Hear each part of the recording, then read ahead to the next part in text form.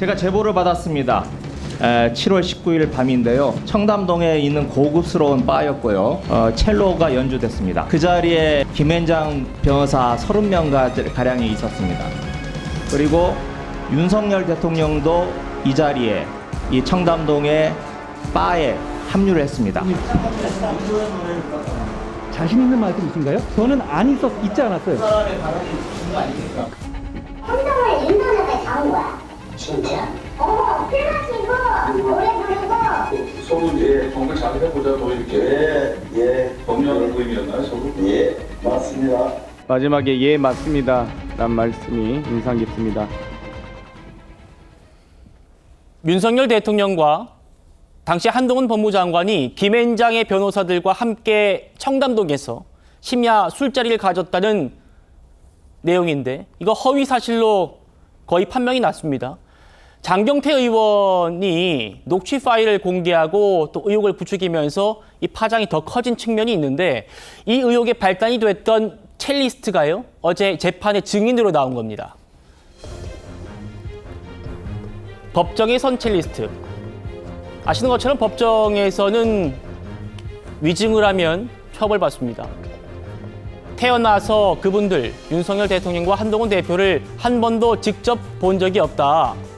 거짓말이 이렇게 커질 줄 몰랐는데 공인께 피해를 끼쳐서 죄송한 마음이다. 전 남자친구한테 거짓말을 했는데 그 남자친구란 사람이 내 말이 거짓말인 걸 알고도 나와 헤어진 걸 보복하기 위해서 그 인터넷 매체에 제보를 했다. 이 얘기예요. 신지호 의원님. 네. 이게 첼리스트가 그 뭐 술자리에 있었다, 첼로를 연주하고 있던 사람이기 때문에 현장에서 목격자다. 그렇기 때문에 정말 이거는 신빙성 높은 제보다 이렇게 민주당이 얘기했던 것 같은데 그 이후에 바로 이렇게 첼리스트가 거짓말이다라고 저희 TV조선과의 통화에서도 얘기를 했단 말이에요. 근데 이번엔 법정에서 이런 얘기를 했기 때문에 의미는 있어 보입니다. 그렇죠. 법정에서 거짓말하면 또 처벌받게 돼 위증 처벌받게 돼 있지 않습니까? 그래서 저는 이렇게 봅니다. 저 사건으로 인해서요.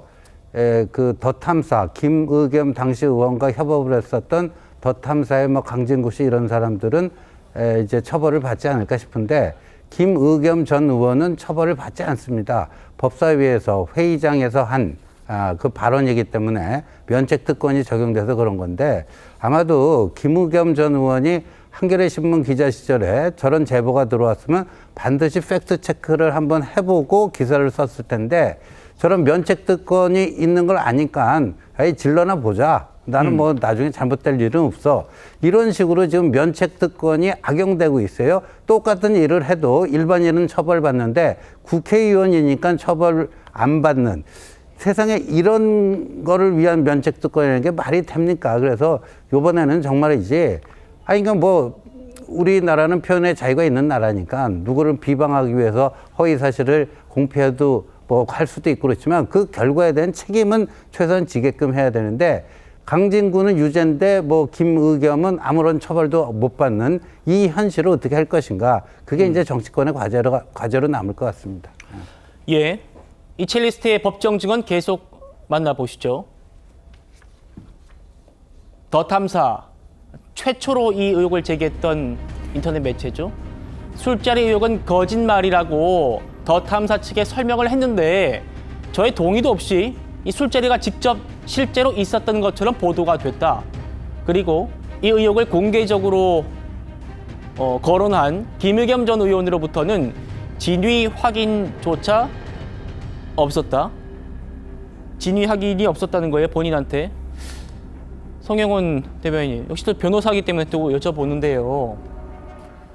이 국회에서 직무상 발언을 하면 면책되지 않습니까? 국회의원의 면책특권 때문에요. 그런데 만약에요, 이 첼리스트 얘기처럼 지금 내가 하고자 하는 말이 거짓말인 거를 알고 있는데도 그 거짓말을 일부러 했다라면 면책특권에 해당됩니까? 일단 제가 좀 설명을 드리면요. 이 면책특권이라고 하는 것은 무제한은 아닙니다. 이제 법적인 용어로는 내재적 한계라고 하는데요. 그 면책특권이라고 하는 자체가 그 연원상 이제 국회의원을 국민의 입법부의 대표로서 그 군왕으로부터 보호하기 위해서 만들어진 것 아닙니까? 네. 그런 용도로 만들어진 게 면책특권이기 때문에 그 자체로 고의적으로 어떤 그 불법적인 행위를 국회에서 직무상 표결이나 발언을 통해서 하는 것까지 보호되는 건 아닙니다. 그래서 2007년에 나온 우리나라 대법원 판례는 뭐라고 하고 있냐면은 명백하게 허위인 사실을 알고서도 고의로 발언했으면 그런 것까지 면책특권에 의한 보호 대상은 아니라고 하거든요. 예. 그러면 이제 이 김의겸 의원 전 같은 경우는 과연 명백하게 허위 사실이라는 것을 알았는가? 라고 하는 것이 기존 대법원 판례대로 하면은 쟁점이 됩니다. 그런데 우리 국회에서 국회의원들이 그 불법적인 행위에 해당하는 발언이나 행동으로 그동안 문제가 된 적이 숱하게 있지 않습니까? 네. 가장 최근의 사례로는 이제 전현 의원의 살인자 발언까지 있었죠. 그렇게 국회의원의 말이 계속 문제가 되고 있기 때문에 사실 이번 기회에 법원의 판단을 통해서 그러면 면책특권의 한계가 어디까지인가를 한번 정확하게 정립해 보는 것도 좋을 것 같다는 생각이 듭니다. 예. 이게 면책특권에 해당되는지는 좀 더 확인을 해봐야겠군요.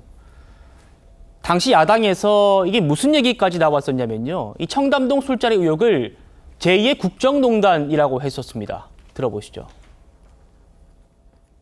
청담동 모 바에서 윤석열 대통령과 한동훈 장관 그리고 김앤장의 변호사들이 새벽까지 음주 가무를 하고 동백아가씨를 불렀다고 하는 건과 관련해서 그것을 목격했던 그 첼리스트의 오빠가 그 녹취록은 녹취된 것은 맞다고 그 사실을 인정했습니다. 갈수록 증거가 추가로 나오고 있는데 만약에 이것이 사실이라면 그야말로 이 일은 제2의 국정농단에 해당될 만큼 엄청난 사건이 아닐 수 없습니다. 앞서 보셨던 첼리스트의 법정 증언이 나온 뒤에 오늘 당사자인 한동훈 대표가 공개석상에서 이 얘기를 했습니다. 청담동 뭐 첼리스트 술자리 의혹 이거 가지고 민주당에서 당 차원에서 문제를 강력하게 제기했었죠. 그 당사자가 거짓말을 했고 그런 일이 전혀 없었다는 것을 법정에서까지 증언을 어제 했습니다. 이렇게 아니면 말고식으로 던져놓고 괴담을 유포하고 이 문제에 대해서 사과하고 있는 사람도 없지 않습니까? 그렇지만 여론조사를 보면 아직도 그 청담동 술자리가 사실일 것으로 믿는 사람이 거의 국민의 절반 가까이가 됩니다. 이런 것을 더불어민주당은 노리는 것이겠죠.